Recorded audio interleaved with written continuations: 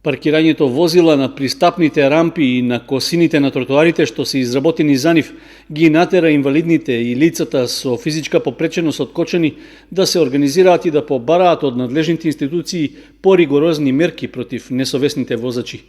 Од меѓуопштинското здружение Мобилност велат дека нема никаков ефект од поставените сообраќајни знаци и од информативните табли со кои се означени пристапните рампи.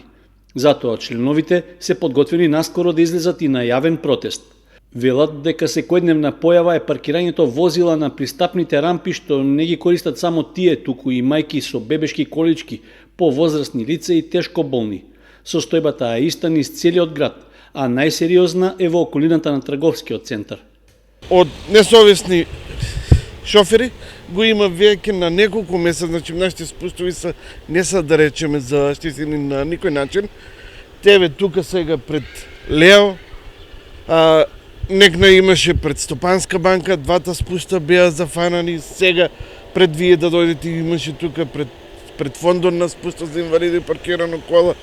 Така да тие се спустови некој ги е направил за нас инвалидите да можеме да се заштитиме од сообраќајот, да не ни свират коли, да можеме да возиме слободно, ама од несовесни шофери дојде до тоа да се паркират, па да викаме полиција, па дојде полиција, па расправи ова, она. Од Здруженијето Мобилност рекоа дека нивните активности главно се насочени кон организирање јавни кампањи за граѓаните и директни контакти со надлежните институции.